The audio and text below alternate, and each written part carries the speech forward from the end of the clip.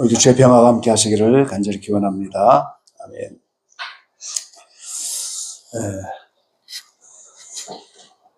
6월 달을 우리가 기름 부음의 달로 이렇게 지나게 됐는데요. 오늘 6월 마지막 주가 됐네요. 아까 기도하신 것처럼 전반기가 또 끝났습니다. 우리가 높은 계단을 올라가다 보면 계단 참이잖아요. 그래서 계단 참에서 올라온 길을 뒤돌아보기도 하고 또 올라갈 길을 보기도 하고, 그래서 6월 마지막 주는 새로운 또 후반기를 맞기 위해서 이렇게 준비하는 날이기도 한데, 잘 마무리하셔서 또 후반기도 잘 감당하게 되시기를 간절히 바랍니다. 오늘 이제 기름 부음의 달 마지막 시간에서 에스더의 신부단장, 이런 제목으로 함께 말씀을 나누려고 합니다.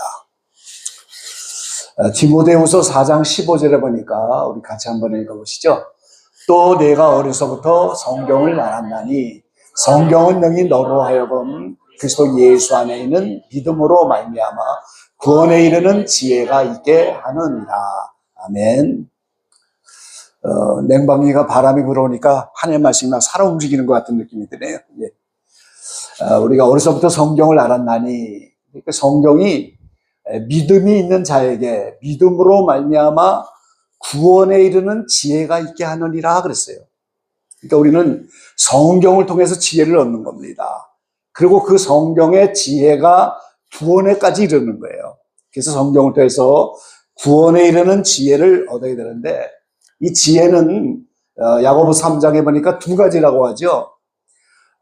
위로부터 내려온 것이 아닌 지혜, 세상적이고 정욕적이고 마귀적이고, 그리고 위로부터 난 지혜, 이게 지혜가 두 가지 지혜입니다. 위로부터, 하나님께로부터 오는 신령한 지혜가 있고, 위로부터 내려온 것이 아니고 세상적이고 정욕적이고 마귀적이다. 이 세상 배후에는 반드시 애정과 욕망이라는 정욕이 도사리고 있고, 그 배후에는 반드시 마귀가 있다는 거죠. 그래서 너희 중에 지혜와 총명이 있는 자가 누구뇨? 그는 선행으로 말미암아 지혜의 온유함으로 그 행함을 보일지니라. 그러니까 이 지혜가 위로부터 내려온 지혜인지 세상적이고 정욕적이고 마귀적인 지혜인지 분별할 수 있는 방법은 행함을 통해서 아는 거예요. 우리가 열매를 보아서 아는 겁니다. 열매를 보아서 이 지혜가 어디서 온 지혜다 하는 걸 알 수가 있다는 거예요. 마음속에 독한 시기와 다툼이 있으면 자랑하지 말라. 진리를 거스려 거짓하지 말라. 이러한 지혜는 위로부터 내려온 것이 아니다 그랬어요. 그러니까 시기, 다툼, 자랑, 그리고 시기, 다툼이 있는 곳에는 요란과 모든 악한 일이 있음이니라 그랬어요. 그러니까 좀 뭔가 세상에 요란한 게 있다, 그럼 이미 그거는 하나님께로부터 온 지혜가 아닙니다. 시기, 다툼이 있는 곳은 반드시 요란해지는 거예요. 그리고 거기는 모든 악한 일이 있어요. 그런데 위로부터 난 지혜는 첫째 성결하고, 다음에 화평하고 관용하고 양순, 긍휼, 선한 열매가 가득하고 편법과 거짓이 없나니 화평하게 하는 자들은 화평으로 심어 의의 열매를 거두느니라. 그래서 우리가 이 지혜가 두 가지인데, 우리는 당연히 위로부터 난 지혜, 성경을 통해서 배운 지혜, 구원에 이르는 지혜, 그런 지혜를 사모하고 그런 지혜를 받아야 됩니다. 그래서 세상적이고 정욕적이고 마귀적인 지혜는 마음속에 독한 시기, 다툼, 요란과 모든 악한 일, 열매를 보아서 이것이 무슨 지혜인가, 그걸 분별할 수 있다는 거예요. 그런데 이제 구원에 이르는 지혜는 선한 열매가 가득하고 의의 열매를 거둔다 그랬어요. 이 열매를 통해서만 그 지혜를 알 수가 있는 겁니다. 학자들 간의 성경 해석의 방법들이 많이 있는데요, 그 문자를 있는 그대로 해석을 하면 문자적인 해석이에요. 그리고 역사적으로 해석, 이게 이 인류 역사 속에서 성경에 기록된 그 내용이 그때 역사 속에서 어떻게 기록이 됐는지, 이 역사적인 해석입니다. 그리고 성경에는 많은 비유적인 해석이 있죠. 예수님은 비유가 아니면 말씀하지 않으셨다고. 다 비유로 말씀. 하늘나라의 신령한 것을 비유로 설명하지 않으면 설명할 길이 없는 거예요. 그 조금 더 나가서 모형적인 해석이 있죠. 이제 성막이라든가 이스라엘 백성들의 가는 길, 이렇게 다 모형적인 해석인데, 이런 모든 해석들을 종합적으로 모아놓은 해석이 구속사적인 해석이라는 거예요. 이 무슨 말이냐면 성경 자체가 지금 인류 구속에 초점이 있는 거잖아요, 지금. 하나님은 인류를 구속하려고 성경을 보내주셨어요. 그럼 성경 안에 있는 모든 사건들, 어떤 인물이 나타나고 언약과 절기, 제사, 결혼, 지명, 수많은 성경에 있는 모든 사건들이 다 인류 구속에 초점이 있기 때문에 구속사적인 해석을 해야 된다는 거예요. 역사적인 이런 일이 벌어져서도 그게 다 구속사적인 거고, 비유와 모형도 다, 문자도 다 구속사적으로 해석을 할 때 구원에 이른 지혜를 최대한 받을 수가 있다는 거예요, 거기서. 그리고 거기서 많은 선한 열매를 맺을 수가 있다, 그 말이죠. 그러니까 모든 성경을 볼 때 이게 다 나의 구속, 우리를 구원하시는 하나님의 섭리 속에서의 말씀이다. 그런 관점을 가지고 보면 모든 내용에 다 구원에 이르는 지혜를 얻을 수가 있다는 거예요. 그 성경 속에 다, 모든 성경이 다 구원에 이르는 지혜를 우리에게 주고 있고, 거기에 선한 열매가 나타나게 되어 있다는 거죠. 그래서 오늘 세 가지로 바라볼 텐데요. 첫 번째는 이런 구속사적인 관점을 가지고 보면 이 세상은 영적 세계의 그림자다, 그 말이에요, 지금. 이 세상은 완전한 것이 없어요. 전부 불완전하고, 그런데 이 세상의 것은 장차 나타날 영적 세계의 그림자에 불과하다. 그림자는 허상이잖아요. 실상이 아니잖아요. 잠시 있다가 그림자가 없어지잖아요. 안개처럼 사라지잖아요. 근데 그 성경은 전체가 이런 원리로 되어 있다는 거예요. 성경에 나타난 첫째 것은 전부 폐하게 되어 있고, 둘째 것을 세우는 원리가 있다는 겁니다. 이게 성경의 가장 큰 원리예요. 첫째 것은 다 그림자로 없어지는 거예요. 그리고 둘째 것이 바로 실제고 실상, 허상에 비해서 실상이고, 이것이 그림자면 이것이 완성된 것이라는 거예요. 그래서 이 세상에 있는 모든 것이 영적 세계의 그림자고, 성경은 첫째 것을 그림자로, 둘째 것을 실제로 만들어 놓은 원리 속에서 기록이 되었다. 그런 원리를 알아야 한다는 거죠. 자, 이 첫째 것을 폐하고 둘째 것을 세우는 것을 15가지 정도로만 찾아서 이렇게 도표로 묶어놨는데요. 아담이 왔을 때 그 아담은 첫사람이잖아요. 아담은 첫사람입니다. 그리고 예수님을 성경은 마지막 아담이라고 하죠. 그리고 아담이 첫사람이면 예수님은 둘째 사람이다. 성경은 그렇게 말하고 있어요. 근데 그 아담은 첫사람인데 그 아담을 통해서 모두가 다 주인 되고 사망이 왔고, 그 아담을 통해서 다 폐하게, 모든 건 다 아담을 통해서 폐해지는 겁니다. 그런데 마지막 아담 예수님 안에는 생명이 있고, 그 예수님 안에서 모든 생명과 모든 구속의 역사가 완성이 되는 거예요. 그래서 처음 먹은 선악과, 이거는 폐해되는 겁니다. 잘못된 거죠, 선악과를 먹었으니까. 근데 생명과, 생명나무에 가신 예수님의 영원한 생명인데, 이 생명과가 둘째 것인데, 이 생명과를 먹음으로 모든 생명의 역사, 구속의 역사가 완성되는 거예요. 그리고 여기 이제 첫 언약 율법은 폐하는 거죠. 예수님이 폐하라고 딱 이렇게 말씀하셨어요. 그래서 율법 대신, 첫 언약 대신 새 언약을 주셨잖아요. 이것도 여전히 서로 사랑하라. 그래서 서로 사랑하라고 하는 새 언약, 새 말씀을 통해서 이것이 모든 구속의 완성이 되는 거예요. 그러니까 오늘 우리가 천국에는 서로 사랑만 하는 나라이고 미움, 시기, 질투가 없는 그런 나라예요. 여기서 완성이 되는 거예요.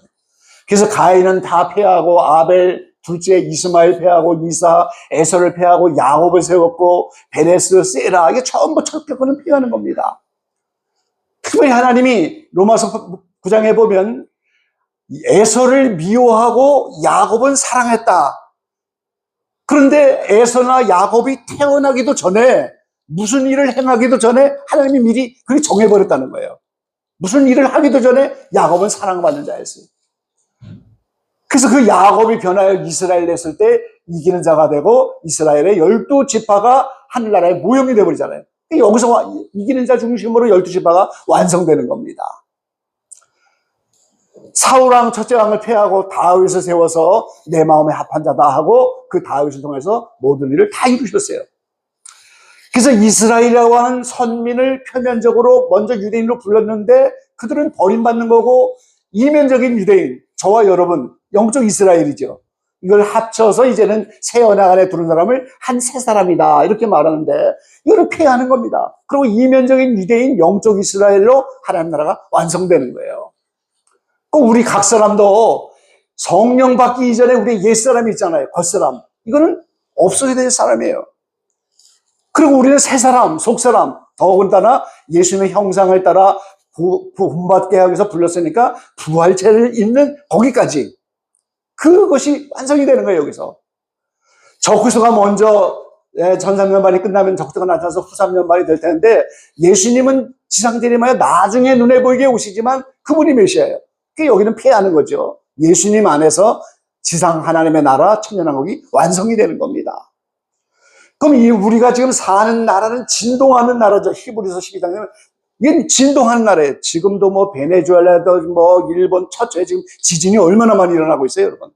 물론 인공적인 지진으로 여러 가지 어둠의 세력들을 다 하는 그런 작전의 하나이지만, 얼마나 많은 처처의 지진, 기근, 이런 진동하는 나라인데, 하나님의 나라는 영원히 진동하지 않는 나라예요.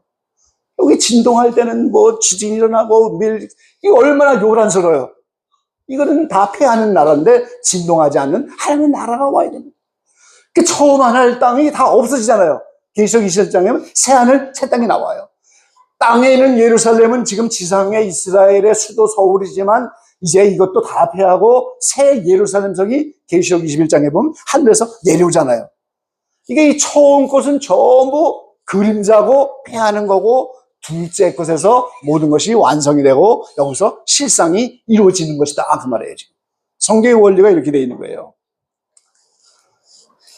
그래서 이 세상의 모든 것은 다 불완전하고 미완성인데, 영적 세계에서는 완전하게 이것이 구현이 되는 거예요. 그럼 이 중에서 우리가 이 사람과의 관계 하나만 한번 오늘 생각을 해보세요. 이 세상은 다 누구든지 부모 자식의 관계를 가지고 이 세상 살아가잖아요. 부모 없는 자식이 누가 있겠어요? 또 이제 부부가 있고 형제가 있고 친구가 있고. 근데 이 세상의 모든 사람 관계는 전부 불완전해요. 온전한 부모 자식의 관계가 어디 있겠습니까, 여러분? 온전한 부부지간의 관계가 어디 있겠어요? 온전한 형제지간에, 또 친구간에, 이런, 또 여기 더한다면 스승과 제자의 관계, 그런 온전한 관계가 없잖아요. 그런데 이 불완전한 관계를 영적인 세계에서는 완전으로 이렇게 구현이 돼서 정말 영원한 나라에서는 완전하게 이런 관계가 이루어지는 거예요. 근데 거기에는 많은 훈련 과정이 필요하다, 그 말이에요. 지금 이 불완전에서 완전으로 가는 이 과정이 바로 광야 생활이고 연단이고 많은 훈련이 필요한 거예요. 그래서 하나님 나라에 가면 하나님이 참 아버지, 오직 그분의 사랑 안에서만 모든 천국이 움직여져가는 그 사랑으로 완성될 때 우리는 참 아버지 하나님을 만나는 거예요. 그럼 우리는 거기서 자녀로서 온전한 사랑을 받으면서 사는 그 영적 세계에서 이게 완성이 된다는 거예요. 하나님이 남편이고 교회는 아내이고, 그 관계가 완전해지는 거예요, 지금. 예수님이 신랑이고 어린 양 예수님의 신랑된 거기에 신부는 14만 4천 명의 휴거되는 성도. 하나님의 아내는 교회입니다.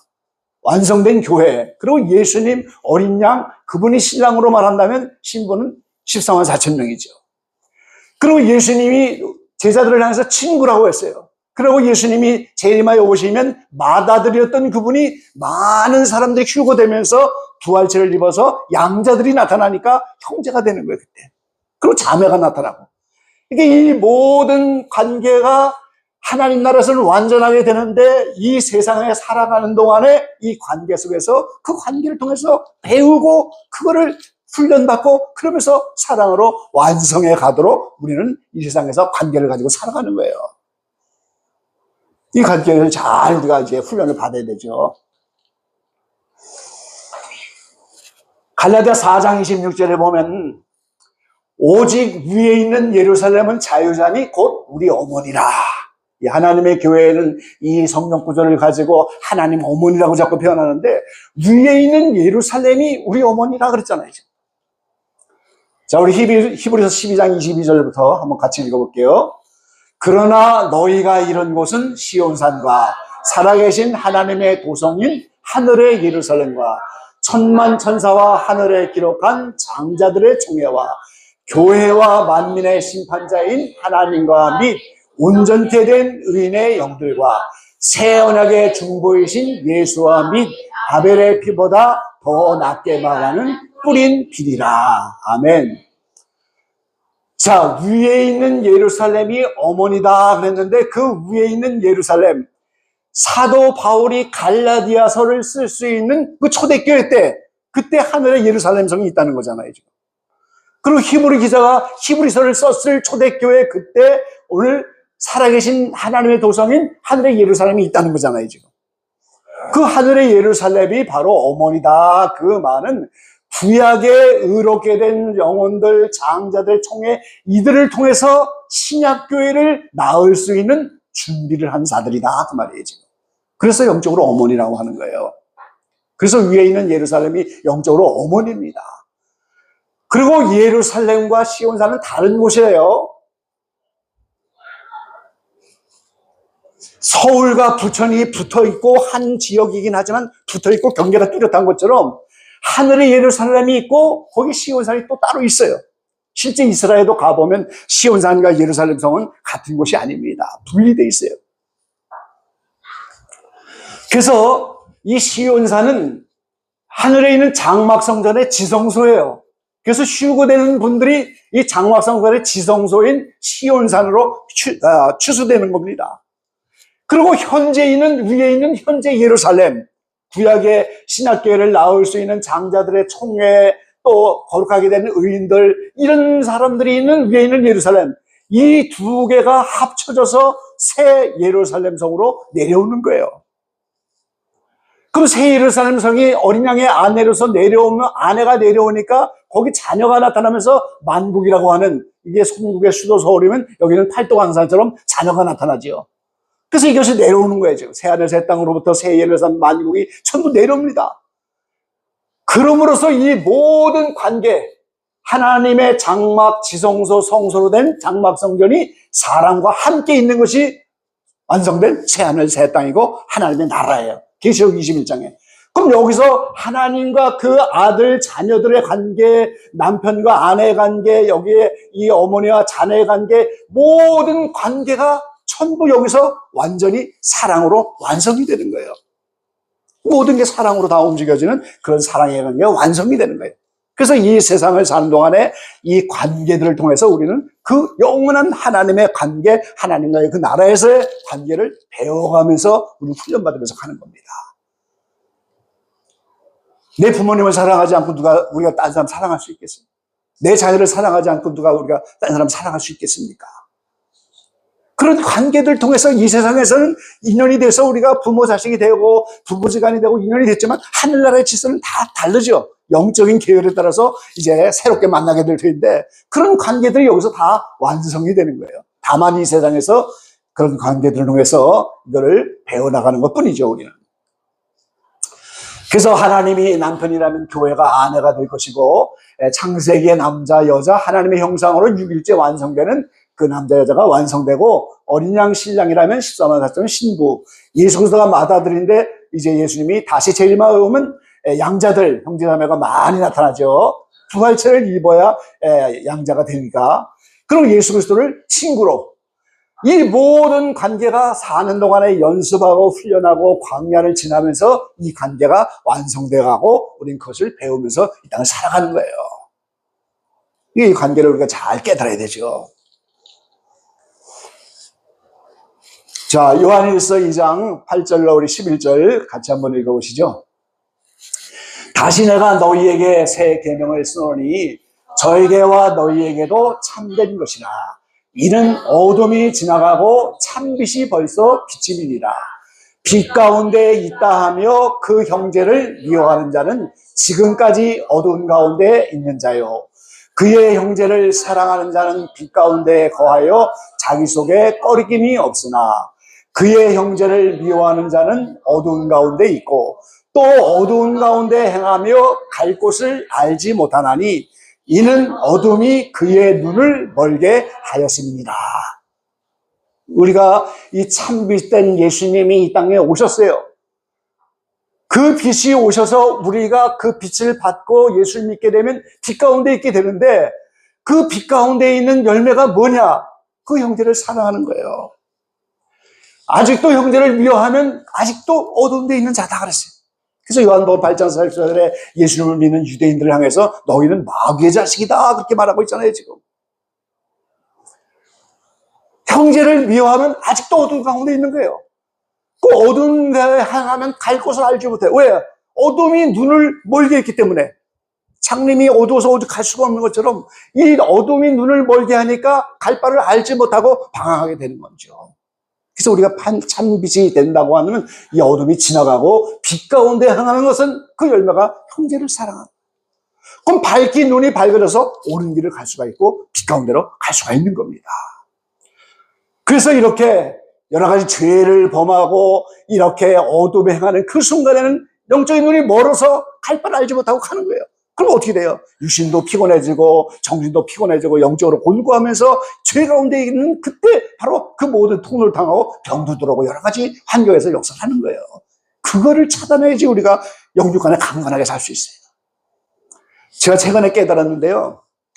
데살로니가에 보면은 이 데살로니가 교회는 주님 오시기를 사모했던 교회인데 주님이 오실 때 영과 혼과 몸이 온전히 보존되기를 원한다 이렇게 말씀하셨어요. 그렇죠 여러분? 그럼 영과 혼이 보존되는 건 이해되는데 예수님 공중강림할 때 몸이 어떻게 온전히 보존이 될 수가 있겠어요? 아픈 사람이 얼마나 많겠어요? 예수 믿으면서 몸이 얼마나 피곤하고 힘든데 어떻게 온전히 보존된 상태에서 예수님을 맞이하겠습니까? 그래서 7년 분연이 나타나는 거고 거기에 그래서 여러 가지 질병을 치유하면서 평안하다 안전하다는 환경이 올 수밖에 없는 거예요. 그때 몸까지 온전하게 주님을 맞이해야 된다 이 말이에요. 지금 그 주님이 섭리해 놓으신 거예요. 자, 요한일서 3장 8절 10절 한번 다시 읽어보시죠. 죄를 짓는 자는 마귀에게 속하나니 마귀는 처음부터 범죄함이라. 하나님의 아들이 나타나신 것은 마귀의 일을 멸하러 하심이니라. 하나님께로서 난 자마다 죄를 짓지 아니하나니 이는 하나님의 씨가 그의 속에 거함이요 저도 범죄치 못하는 것은 하나님께로서 났습니다. 이러므로 하나님의 자녀들과 마귀의 자녀들이 나타나나니 무릇 의를 행치 아니하는 자라 또는 그 형제를 사랑치 아니하는 자는 하나님께 속하지 아니하니라. 아멘.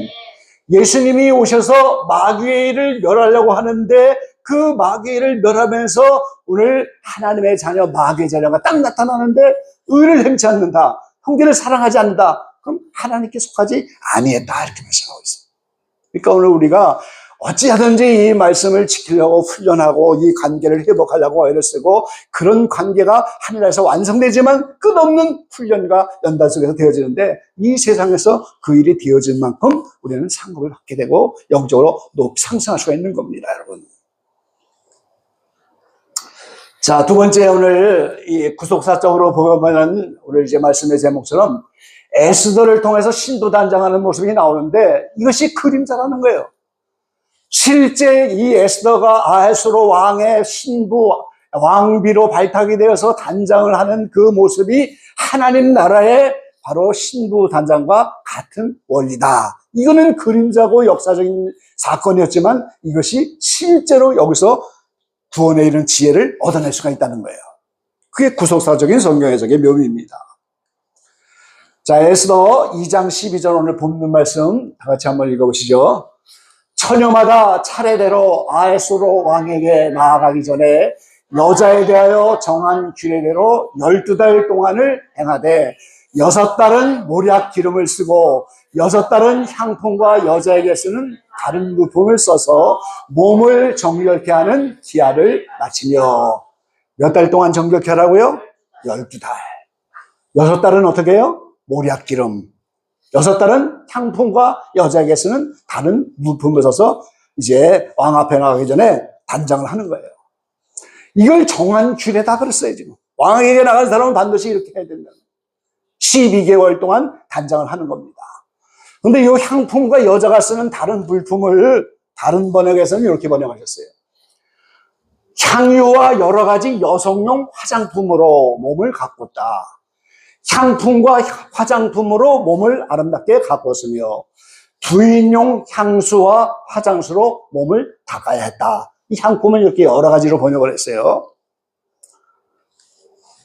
자, 이것이 애굽을 떠나서 가나안 땅 들어가서 솔로몬이 예루살렘 성을 완성하는 뿔라까지 이르는 이스라엘 백성의 거울입니다. 이걸 보면은 연단가정, 이 하늘색은 연단이죠, 여러분. 연단가정이 6번이에요. 그리고 축복가정도 6번이에요. 홍해를 통과하니까 신강에서 축복가정. 흰색은 축복입니다. 하나, 둘, 셋, 넷, 다섯, 여섯. 6번, 연단가정 6번, 축복가정 6번을 지나면 신부 단장이 되는데 이 뿔라가 결혼한 여자란 뜻이에요. 천례역정에 여기에 오면 뿔라가 되잖아요, 지금. 그래서 6달은 모략기름인데 이 모략기름은 모략은 희생과 죽음을 상징하는 그런 식물입니다, 여러분. 그래서 예수님 돌아가실 때도 그 관에다가 모략으로 이제 장사하려고 여인들이 준비했었잖아요. 그래서 희생과 죽음을 의미하는 자기 부인입니다. 자기를 부인하는 거예요. 그러니까 이 연단 가정의 6번을 자기 부인의 삶을 통해서만 오늘 신부의 자격이 갖춰지는 뿔라 이른다는 거예요. 그런데 이게 단순한 모략이 아니고 모략 기름이다 이 말이에요, 지금. 그럼 무슨 말이에요? 연단과 이 환경 속에서 자기를 부인하고 옛사람 60만 명이 죽어지는 이 훈련을 성령의 기름 부음으로 그때 그 일이 이루어진다 그 말이라는 거예요. 지금 이게 우리가 기름 부음의 달로 이제 오늘 마지막 주가 돼서 기름 부음 계속 말씀을 드리는데요. 성경에 기름 부음이라는 말이 몇 단어 없잖아요, 지금. 지난주에 이기는 기적의 방에서 제가 6번째 기름 부음을 했는데 다시 한번 기름 부음 좀 설교해달라고 이제 요청을 받았는데요. 요 모략으로 하는 것이 아니고 모략 기름으로 6달 동안 준비해라. 이 말은 연단받기 위해서 하나님이 광야 연단의 훈련 과정을 집어넣은 어려운 환경을 만났다는 거예요. 원수를 만났다는 거예요, 지금. 그럴 때 자기를 부인해서 사랑하지 못하는 옛사람, 용서하지 못하는 옛사람, 이것이 죽어지는 훈련을 잘 맞춰서 그 과정을 이어놓고 거기서 승리하려면 성령의 기름이 부어져야 된다는 거예요, 지금. 성령의 기름 부음이 없이는 우리가 그 과정을 이길 수가 없는 겁니다. 하나님께 청해야 되는 거죠, 우리는. 하나님 저에게 기름을 부어줘서 이 속에 이 과정에서 자기를 잘 부인하고 정말 주님이 원하는 커트라인, 주님이 원하는 어떤 한계점, 거기 딱 이루시면 그 환경은 저절로 없어지는 거예요. 더 이상 훈련할 필요가 없잖아요, 지금. 그때 깨어들어야 될 자아가 다 깨어지면 그 과정은 지나갈 수 있는. 그럼 그 다음에 축복 과정 속에서 향품, 화장품, 요걸 가지고 또 6달 동안 자기를 단장해갖고 이렇게 해서 12달이라고 하는 하나님이 정한 길을 지나가서 광야 과정을 다 지나가야 이때 결혼한 여자라고 하는 신부 단장이 돼서 뿔라에 이르게 된다 이 말이죠. 이게 구속자적으로 성경을 보는 묘미가 여기 있는 겁니다. 전체 모든 사건과 모든 일들이 전부 우리를 구속해가는 하나님의 역사 속에서 이루어진 것이다. 그래서 이런 걸 통해서 우리가 힌트를 받아야 되죠. 네, 힌트를 보는 성경이 이제 다 맞춰져서 이번 주에 책이 나올 텐데요. 이게 전부 하나님이 계속 이런 구속사적인 관점으로 보니까 자꾸만 힌트를 주시고 귀뜸을 해주시고 그거를 깨달을 수 있는 지혜를 주시는 거예요. 그것이 우리에게 구원에 이르는 지혜를 자꾸만 더 주시는 거란 말이죠.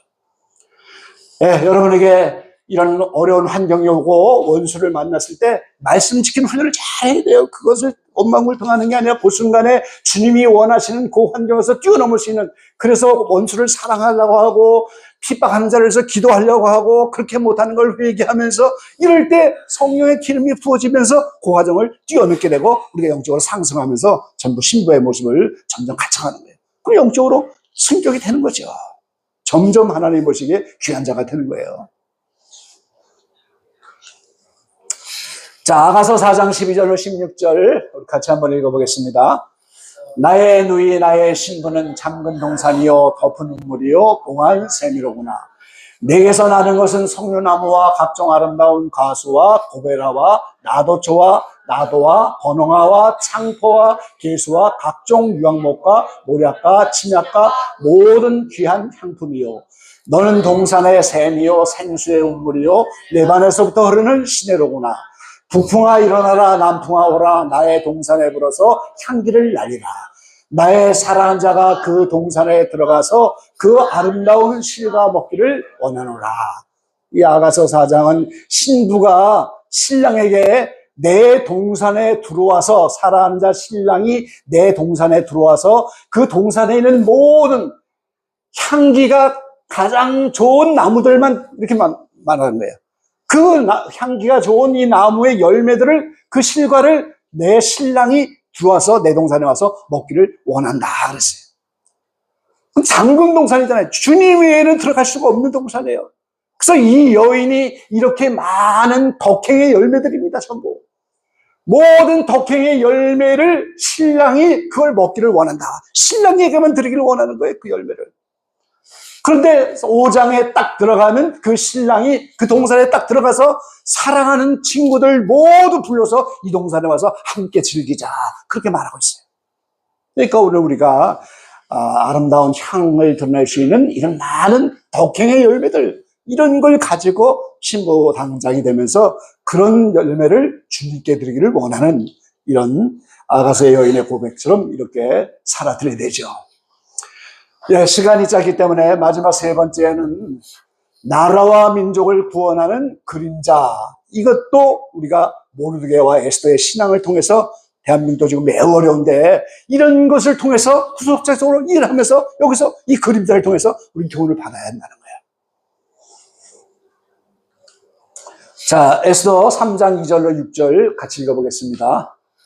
대궐문에 있는 왕의 모든 신복이 다 왕의 명대로 하만에게 꿇어 절하되 모르드게는 꿇지도 아니하고 절하지도 아니하니 대궐문에 있는 왕의 신복이 모르드게에게 이르되 너는 어찌하여 왕의 명령을 거역하느냐 하고 날마다 권하되 모르드게가 듣지 아니하고 자기는 유다인임을 고하였더니 저희가 모르드게의 일을 어찌되나 보고자 하여 하만에게 고하였더라.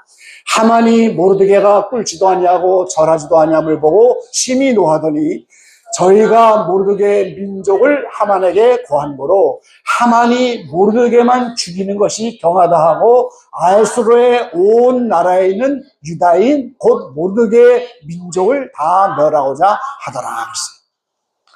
저희 에스더는 이 하만이라고 한 당시에 국무총리 같은 사람 때문에 이제 유다인이 다 모일날 다 죽기로 돼 있는 그런 사건이잖아요. 이 모르드게가 하만에게 절하지도 않고 무릎 꿇지 않으니까 그것 때문에 시작된 거예요. 그런데 이 모르드게는 왜 왕의 명령을 떠나서 절하지 않느냐? 나는 유다인이다, 이걸 고하였다, 이렇게 말하고 있잖아요. 이게 무슨 의미입니까? 모르드게의 신앙은 다른 것이 아니고 나는 유다인이다. 이방 나라의 포로로 잡혀가 있지만 나는 유다인이다. 나는 하나님을 섬기는 사람이다. 공포를 하는 거예요, 지금. 그러면 하나님을 섬기니까 어떻게 되겠어요? 당연히 십계명을 지켜야 하는 거잖아요, 지금. 그러니까 나는 우상에게 절하지도 않고 하만이라고 하는 사람에게도 나는 절할 수가 없다. 이것이 모르드게의 신앙인 겁니다. 오늘 크리스찬들은 다 이 모르드게 신앙을 배워 있죠. 나는 크리스찬이다. 나는 하나님을 섬기는 사람이다. 나는 말씀을 지키는 사람이다. 그러니까 나는 우상 섬길 수 없고 사람에게 나도 절할 수가 없다. 이게 모르드게 신앙입니다. 그리고 이 하만은 성경 계속 나오는 유다 민족의 원수인 아말렉 족속의 사람입니다. 그러니까 아말렉 족속과 유다인은 서로가 원수예요. 그래서 광야에서 아말렉이 쳐들어오는 사건도 나왔잖아요, 지금. 그러니까 서로 이 민족을 다 죽게 되겠다, 이렇게 된 거예요.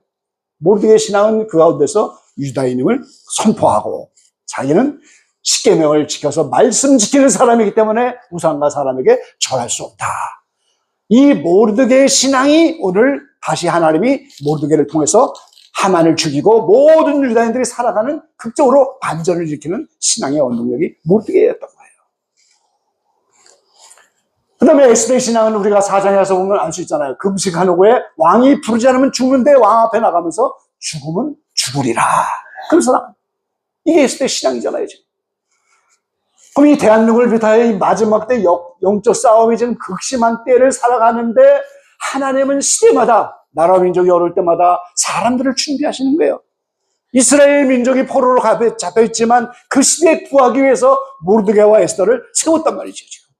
그처럼 시대마다 사람들을 준비하는데 혹시 저와 여러분을 이 시대에 대한민국이 어렵고 온 세계가 어렵고 극심한 영적 전쟁하는 이때 에스더를 왕으로 세운 것이 이때를 위함인지 누가 아느냐 하는 것처럼 오늘 우리를 세운 목적이 바로 이때를 위함인지 누가 알겠느냐. 이런 자세를 가지고 우리도 죽으면 죽으리라 나가는 이런 결사적인 신앙의 자세가 필요하다는 거예요. 우리를 이때로 세워 기도하기 위해서 세운 것이 줄 누가 알겠느냐. 참빛기도원을 지금 이 시대에 여기다가 세워놓은 것이 바로 기도하고 울라고 세워놓은 것이 누가 알겠느냐. 바로 그런 말씀하는 거예요, 지금. 이 시대에 우리가 서로 사랑 실천을 하여서 그 사랑 실천을 본으로 하여 정말 사랑이 식어지는 마지막 때에 크리스찬들은 이렇게 사랑하며 사는 사람들이구나. 그런 본으로 세운 줄 누가 알겠느냐. 그렇게. 이 시대에 하나님의 복음의 나팔을 풀어갖고 이제 정말 하나님의 나라가 어떻게 이루어지는지 올바른 진리를 선포하는 그때를 위해서 우리를 세운지 누가 알겠느냐. 바로 그런 거예요. 우리를 그렇게 본으로 세우기를 원하시는 마지막 때 섭리가 있는 겁니다. 네, 성경책 하나 읽어보시죠.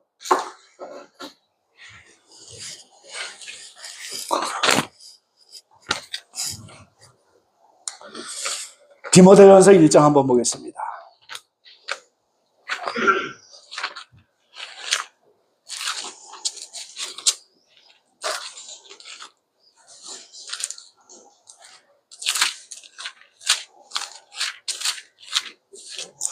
디모데전서 1장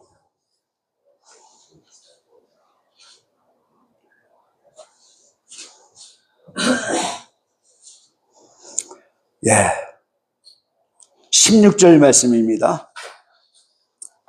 다 같이 한번 읽어보시죠.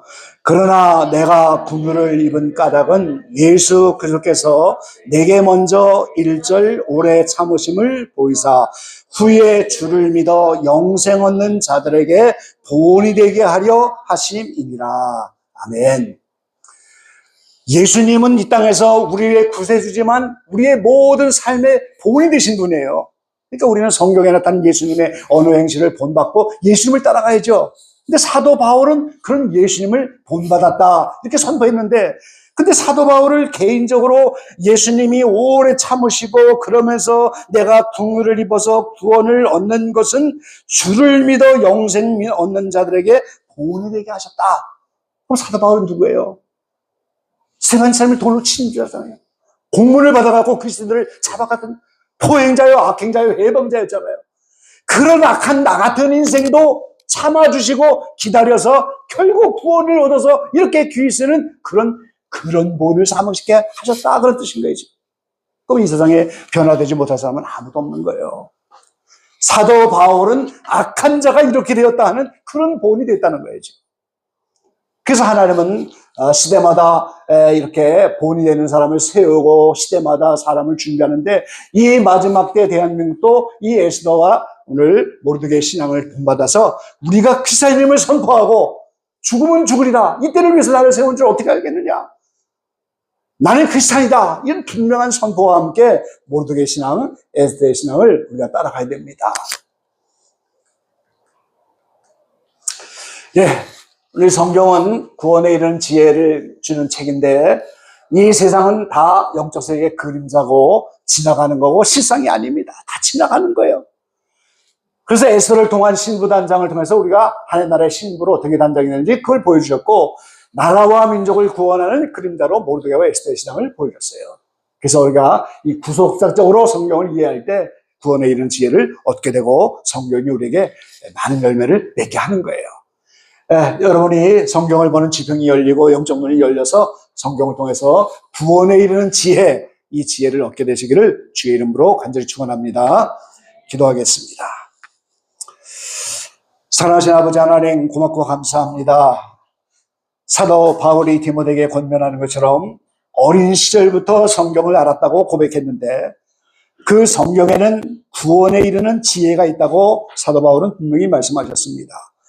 이 성경을 대할 때마다 이런 지혜, 위로부터 오는 신령한 지혜, 선한 열매와 의의 열매가 가득한 이런 지혜를 얻을 수 있는 그런 성경을 대할 수 있는 우리 모두가 되게 도와주시고, 오늘도 이렇게 에스더와 또 모르드게의 신앙을 통해서 나라와 민족을 위해서 구원하고 또 이 마지막 때 어떻게 우리가 기도하고 우리가 크리스찬에서 무엇을 어떻게 감당해야 될지 영적인 교훈을 주셨습니다.